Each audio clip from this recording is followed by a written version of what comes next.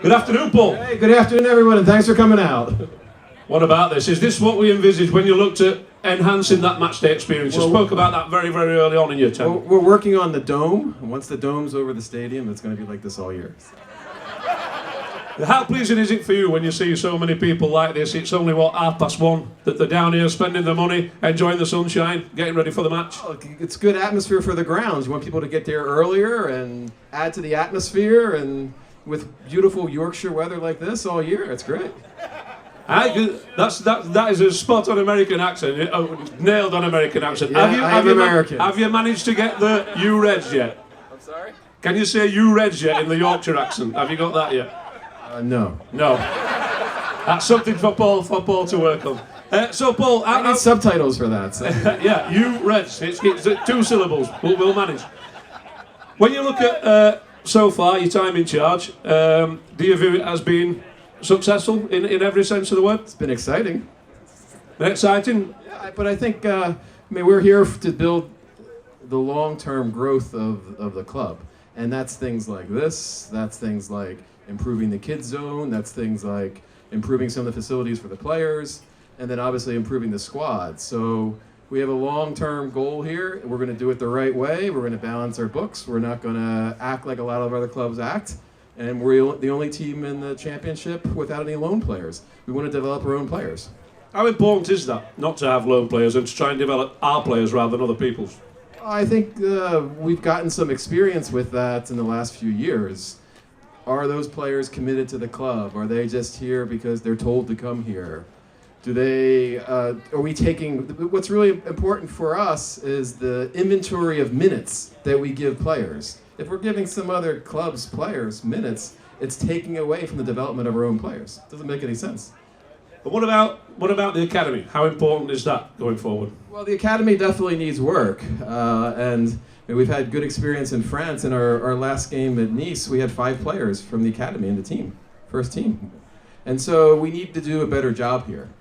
And that's a long-term project and will take more time.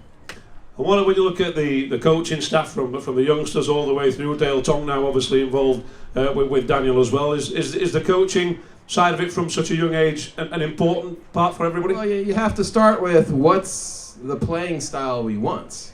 And when we search for the best pressing coach that we could afford, because Guardiola and Klopp were not available for us, Daniel was high on that list. And so we want that theme to be throughout the under 23s, under 18s, and throughout the academy, but that takes time.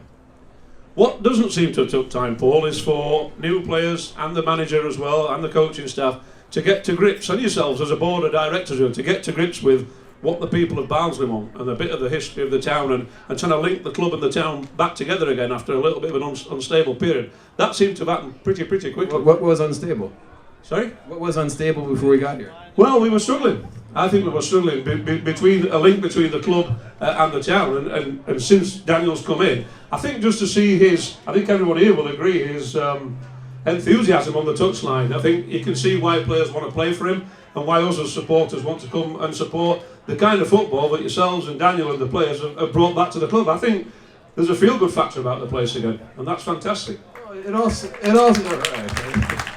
all starts with we want people that want to be here. And that gets back to your point on loan players. They probably don't want to be here. They're just going through the motions. And so that's part of the commitment to youth that we have here. Because guess what? Young players want to be here more than older, rehashed players that are looking for a paycheck. And when we look at this season then, Paul, what would be a successful season, do you think, realistically, for Barnsley Football Club? Our goal is mid-table. Realistically? That's our goal. You have to set goals each year. That's the goal. Excellent. Now, Carlo from the Reds Report would like to come and ask you some quick-fire questions. I don't know what they are, how quick they'll be.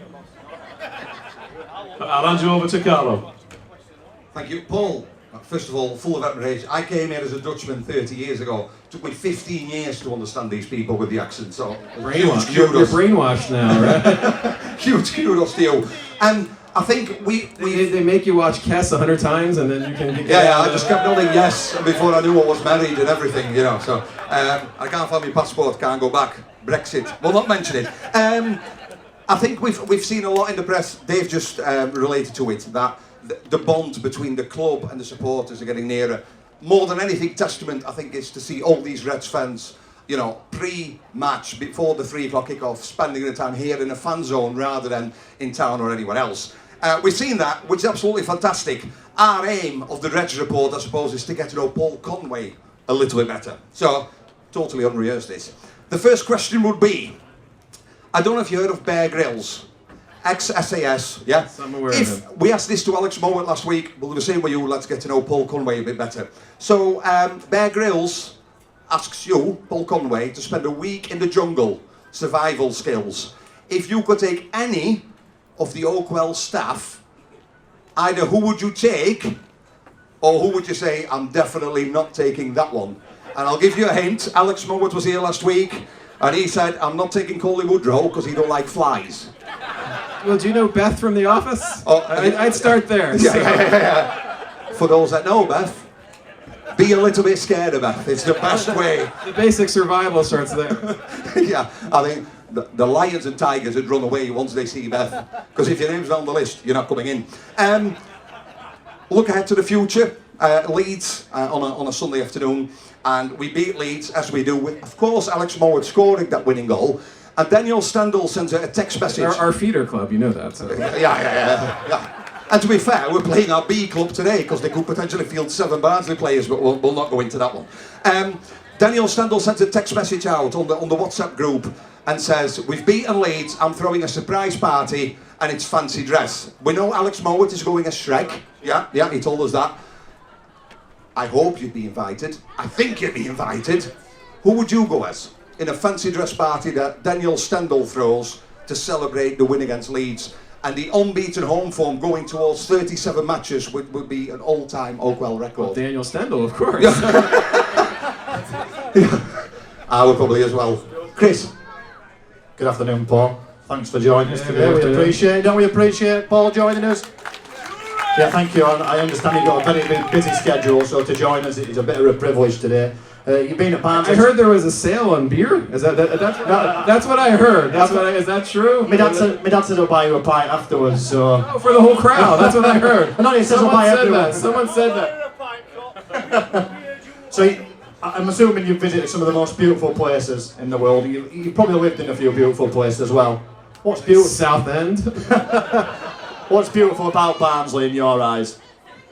Well, the rolling hills, the people, of course, and it's a nice place to relax too. That's good. So you've enjoyed it for a year then? It's been interesting. That's good. So when the players join the club, I understand that they have to sing a song to try and join in with the banter, the rest of the team. Did you have to sing when you joined? No. No. If you were to sing, Paul, what song would you sing? I think you have to go with a classic like Sweet Caroline. And do you think you could do 10 seconds of Sweet Caroline, Paul? What do you pay me for that? Everything goes on the field. Remember, everything goes back into the field. That's brilliant. Thank you very much, Paul, for putting up with us this afternoon. So, Paul, got to know you a little bit better.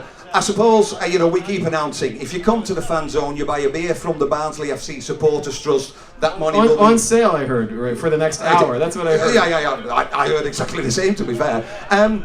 When they say it'll be to improve this Fanzone, in an ideal way, if you could look 2 years into the future, what would this Fanzone look like to you? What is it ultimately you're trying to achieve? Well, the ultimate goal is obviously get the team promoted, but that's going to take some time.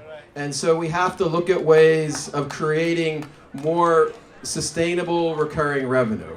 And so on our list, our to-do list, redeveloping the West Stand is on the to-do list. And we have to make it much more hospitable for families and all different people, with a sports bar looking out on the pitch that people can use all year round.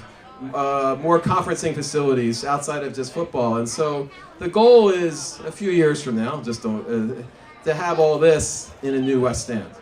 You mentioned ultimate aim is promotion. That will take time. And I think Barnsley fans, if anything in this league, I think Barnsley fans are really realistic that the initial year should be about survival in this league, retaining the players and retaining that television revenue that comes in. a huge positive when we've done the show, social media feedback, is when the transfer window started, the board saying all the money that we gain from players not wanting to play for Barnsley or in the last year, the contract will be reinvested into the squad. That has happened. Yeah, exactly. So, you know, you kept to your word, and if anything Barnsley folk like, it's honesty. I mean, Chris, you're probably more Barnsley than me, being does, but it's right, isn't it? If somebody promised something, they deliver on that, which is absolutely fantastic. How pleased are you that Daniel Stendel bringing all these players in? I mean, we've seen some of them, and you're talking about a Connor Chaplin, you know, you talk about a Thomas on the wing. How pleased are you that with his man management skills, these people have fitted in, or these players, what seems very seamlessly compared to the players that we had last year? Well, I think you just have to look at last year, the development of some of the players compared to the year before, because you're only going to see that 6 months or so into the season, and seeing players like Jacob Brown become a superstar with a big help from Daniel, and with his goal of getting the best players on the field. So that could be Jacob Brown at right wing or right back. And so that's part of the theme of what we're looking for, is players that are versatile, that can play different positions, and it's just so that we have the best team on the field all the time. Dare I ask you for a score forecast for today? We're playing our B team. Potentially, they could field, let me get this right, 6 or 7, 8 ex-Barnsley players that they hold in their ranks. We know some of them will be featuring, some of them will not. Have you got in your head something like a score forecast that you think, or is it just, it's another win and the home record continues? What did Talia Schreier tell Rocky when she was on her deathbed in the hospital? Win! Ladies and gentlemen, Paul Conway says we're going to win. Are we going to win? A huge thank you to Barnsley owner Paul Conway.